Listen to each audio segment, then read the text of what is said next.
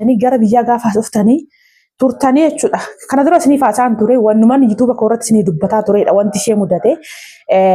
Birrii akkaawuntii keessatti galchaa dhuftanii gaafa as dhuftan immoo tarii maqaatu kan paaspoortii keessan irra jiru kan akkaawuntii irra jiru adda ta'a. Aktiivii gochuudhaaf yeroo baay'ee isin deddeebisu maallaquma keessan kana keessanii miti kan isiniin jedhamtu jira jechuudha. Isheellee waan kana mudate. Ashama harka fuunee akkam jirtan hordoftoota chaanaala kanaa kan taatan marti keessanuu nagaa rabbii lafaaf iddoo jirtanitti isiniif haa baay'atu akkam turtan akkana geessanii nuti nagaa guuturraa fa'aa qabnaa nageenya nu bukkee ture isin birallee haa jiraatu isiniin jecha egaa obboleewwan kiyya osuma deebinee hin dhufnu isiniin jennu deebinee dhufaa jirra tarii waan kun nuuf hafuufis nutti fakkaata akkasis immoo miti akka hin taane hafuufis waan danda'amu miti garuu yaa nama maaliif chaalenjii mudate jechuu hin dandeenyu micayyoon illee chaalenjiin tokko waan ishee mudateef dhuftee qabeenya ishee nu harkaa fudhataa hin jirtu ani immoo akkuma beektanii sa'aatii kanatti viidiyoo irratti bahee hojjetaa hin jiru garuu baay'ee tokko jalaa gadi bu'aa jira kan miidhamu immoo isheedha. Kanaaf Haacaaluun irraa warra yuutuuba keenya irraa yaadeen ture yuutuuba kan koorratti akka hin hojjenne qo'ee dura kun irraa bahu jettee na dhorkaa turtee jedheera haa ta'u malee innis akka qofaatitti sa'aatiin qabu ganama sa'aatii 2tti manaa ba'a 10tti manatti deebi'a. Biyyattiin beekta yoo ta'e baadiyyaatti ganama dhannee sa'aatii 6tti ka sa'aatii warri baratus waan jiraniif jechuudha.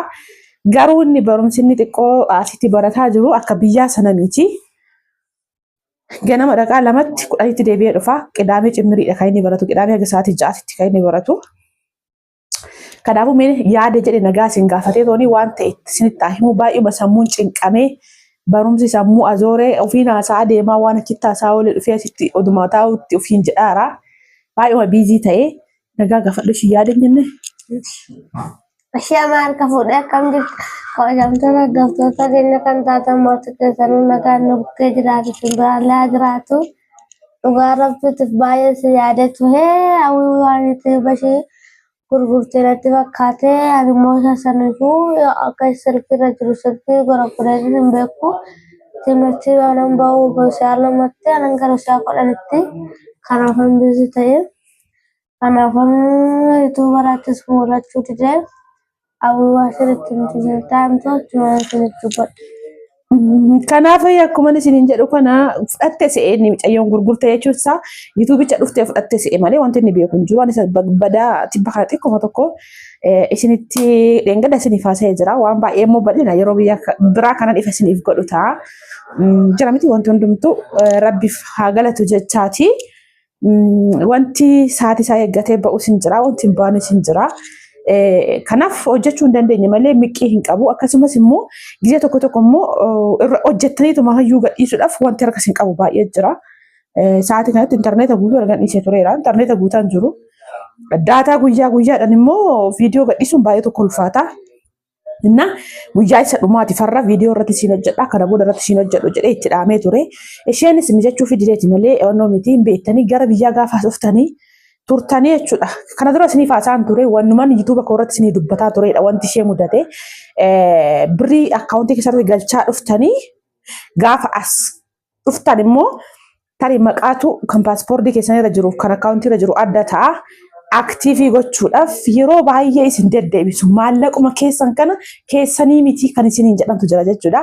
Isheellee waan kana mudate maaliif maqaan tokko hin taane taananii maqaa sana paaspoortii ta'ee akkaawuntii irratti ta'e hin beeku garuu tokko irratti taaddaluu tokko irratti immoo taaddasuu jedha jettee sanaaf walla jalaa bade jettee.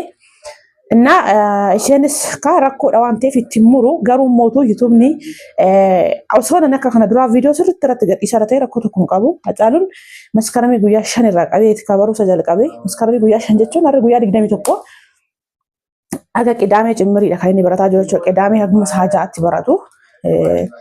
Tarii barumsichi barumsa ijoollee kaawwaniitiin xiqqoo gargar wanti isa taasisu. Barumsa ijoollee umurii isaanii jala taree barumsi jala taree akka isaan dafanii tooniyyuu barumsa sana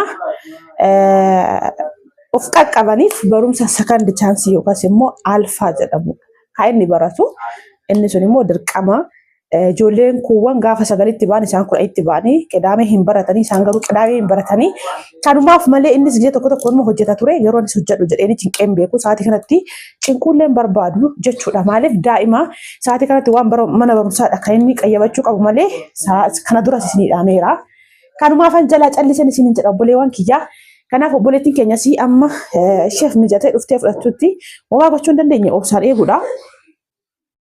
Ani immoo baay'ee tokko isin yaadu dhiisee miti maaliif biyaansi chalana haaraa sanarratti torbeettis lama amma harkina ga'ee yookaas immoo anis haalan keessa jiru kan hunduma isaa noormaalii ta'ee miidiyaa irratti bahuu qabuutitti rakkoo tokko hin qabu.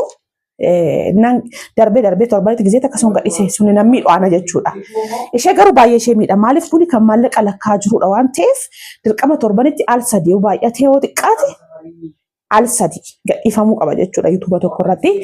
Kanaaf walumaa galatti baay'ee tokko isin yaadne baay'uma tokko caaluun yerootti dhugaa hojjechuuf fedha qaba.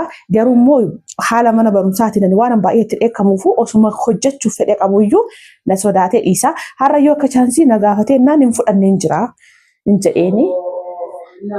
Kanaan isiniin jedha mee manni barumsaati maal fakkaata ka biyyaa sana kanasi. Asitti qursiin achi nyaatama bisaan achi nyaatama. Manatti deemuun hin jiru jechuudha. Biyya akkas jiraalee waan akkasii hin jiru miti hin jiru. Barsiisuun asitti akka biyyaa sanatti gadi baatanii gizee rafti baay'ee haalan turtanii hin ayyamama. Daqiiqaa tokko lama turra. Akkuma argaa jirtanii kiyyoo keessa dhufee kiyyoo seenee jechuudha caaluun jiru bakka waan akka sanaa sirriitti jechuudha. Guyyaa kaleessaa iyyuu sabsabaadhaaf yaamamee dhaqee baay'ee tokko jechuudha dirqama waan nati ta'eef aqu waan hin qabne ture garuu jechuudha.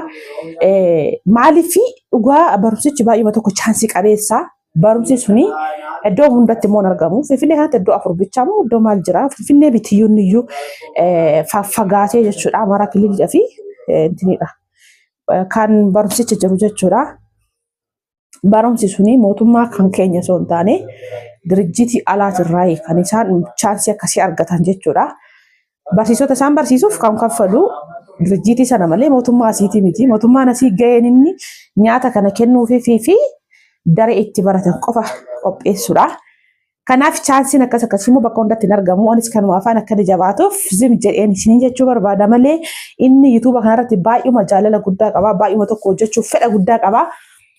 Garuu mootuukaa jalqaba kan dursu barumsa waan ta'eef akkasiin isiniin jedha obboleewwan kiyyaa walumaa galatti mucayyoonnis kan kana booda kan beeku boru isa dhumaanaan jettee jechuudha. Isa dhumaanaan jettee anis kana booda maaliif murtoo tokko fudhadha jechuudha. Wayi dhuftee yoo fudhachuu wayi mootuyyuu akkanani gara biraatitti ilaalcha biraatitti jijjiiru gochuu qabdi jechuudha. Kanaaf sana mootuyyuu nama taatanii obsa isin barbaachisaa dubartii taatanii chaalenjiin isin mudachuu danda'a. Ani immoo intala dubaraa takkarratti chaalenjiin akkasii maaf si mudate jedhee garaa jabaachuu hin danda'u malee haala akkamiitiin maaliif akkan gurgure maal keessa akkan ture hin beektanii osoon ishee cannaqee numan cannaqa garuu nama cannaquu hin barbaadu. Hammamta akka dhiphachuun maal akka nama godhu hammam akka nama miidhu nama rakkatee chaalenjii akkasii keessa darbe qofa beekan isiniin jedha. Egaa walumaa galatti waaqayyoo nama isinirraa fagaatu nun taasisanii isinis hundumti keessaniyyuu lafa jirtanitti fayyaa ta'a. Nus immoo guyyaa waaqayyoo wanti hundumtu isaayyuu ayyama rabbiin gar tokkochi goree hundi isaayyuu sirratee anis normaalii ta'ee dabalata wajjiniin kanan isiniif dhufu ta'a hagasitti nagaan nuuf tura baay'ee isin jaalanna baay'ee isin kabajna. Turtii gaariin isiniin jedha yeroo kamittiyyuu mootuyyuu baay'een keessan kana caalu sanayyuu baay'ee jajjabeessaa turtanii garuu natu irratti viidiyoo gadhiisaa hin jiru. Kan ammoo rakkoo isaa isiniif himeera. Amma sooma rakkoon tokko hin jiruun isiniin jedha. Turtii gaarii hanga deebinee wal agarrutti.